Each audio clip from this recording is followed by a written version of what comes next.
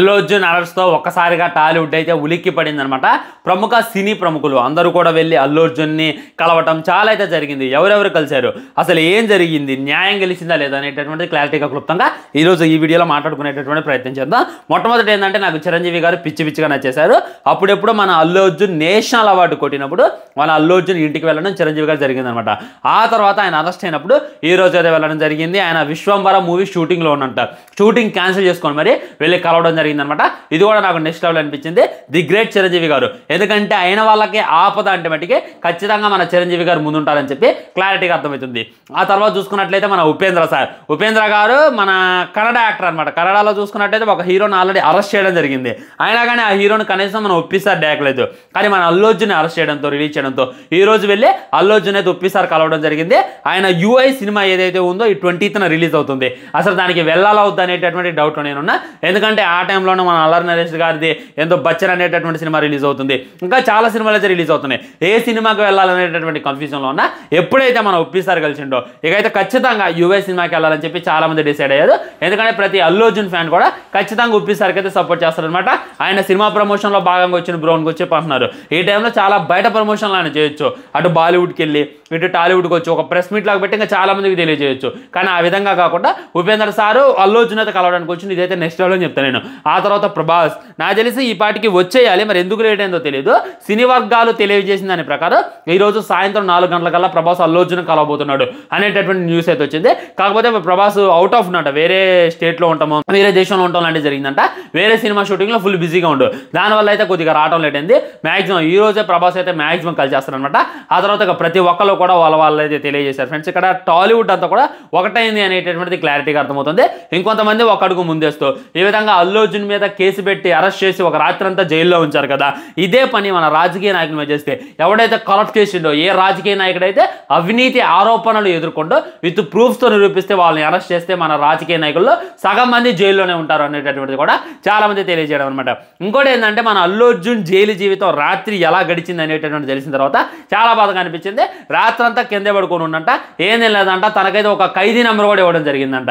ఈ విధంగా ఏదో తప్పు చేసేలాగా హుటాహుటిని అరెస్ట్ చేయడం, తను జైల్లో వేయటం, తనకి రాత్రంతా ఫుడ్ పెట్టకపోవడం, ఆ దోమల్లో నేల మీద పడుకోబెట్టడం, వాళ్ళు తెల్లారి రిలీజ్ చేయడం, ఇదంతా కూడా ఒక పెద్ద ఇదిలాగా జరిగిందనమాట. సో చాలా మంది ఏమంటున్నారంటే రేవతి గారి చనిపోతే మీకు అంత ఇదిగా ఉందా, ఒక పేదవాళ్ళ ప్రాణమైందా, మీరు ఆమెకి సానుభూతి తెలియజేసింది పోయి అల్లు అర్జున్ ఎందుకు సపోర్ట్ చేస్తున్నారని చెప్పి కూడా చాలా మంది కామెంట్ చేస్తున్నారు. డోరా బాబానో ఒక బాబు అనమాట. ఆ బాబా ఏం చేసిందంటే ఒక ప్లేస్కి అయితే రావడం జరిగింది. ఆ టైంలో కూడా తొక్కిసలాట జరిగింది. ఆల్మోస్ట్ 121 మంది చనిపోయారనమాట. తొక్కిసలాటలు జరిగాయి. ఒకళ్ళు కాదు, ఇద్దరు కాదు, నేను మళ్ళీ చెప్తున్నాను, 120, 130 మంది అయితే చచ్చిపోయారు.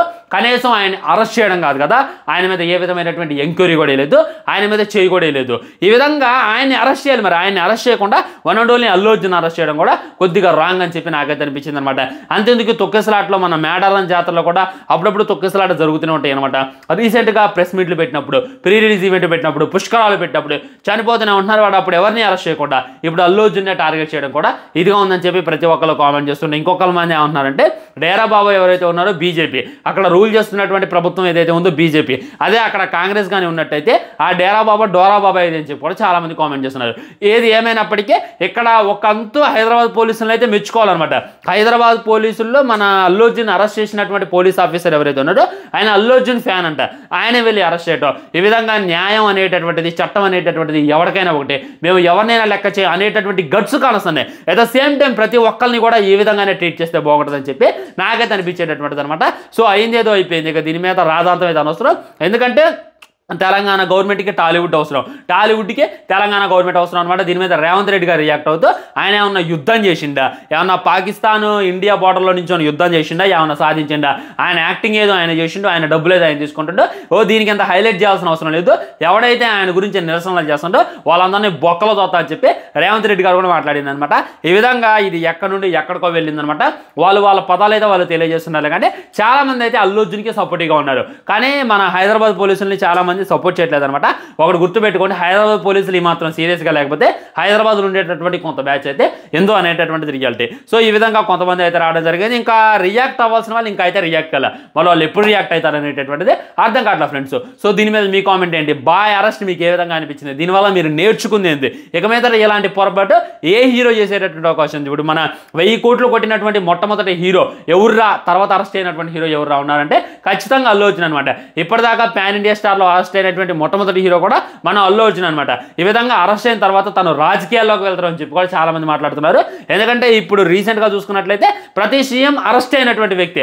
అదేవిధంగా మన అల్లు అర్జున్ కూడా ఒక పార్టీ పెట్టబోతుండు. ఈ విధంగా కావాలని చెప్పి తను అరెస్ట్ అయ్యిండు, ఆ తర్వాత తను ఒక రాజకీయ పార్టీ పెడతాడు. చూడండి, ఖచ్చితంగా సీఎం అవుతారని చెప్పి కూడా తెలియజేస్తున్నారు అనమాట.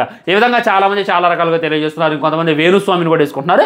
వేణుస్వామి చూసుకున్నట్లయితే మహజ్జాతకం ఉంది, ఆయనకి తిరుగులేదు అని చెప్పి ఒకప్పుడు స్టేట్మెంట్ అయితే ఇచ్చిండు. ఈ విధంగా జైలుకి వెళ్ళి రావడం మహజ్జాతం అని చెప్పి ఆయన కూడా ట్రోల్ చేయడం జరుగుతుంది. వాళ్ళ అభిప్రాయాలు అయితే వాళ్ళైతే తెలియజేస్తున్నారు. మరి దీని మీద మీ కామెంట్ ఏంటి అనేటటువంటి తప్పకుండా తెలియజేయండి. ఉంటా మరి బాయ్. ఛానల్ సబ్స్క్రైబ్ చేయండి, వీడియో లైక్ చేయండి, వీలైనంత వీడియోని షేర్ చేయండి. ఇవన్నీ మాత్రం జై హింద్.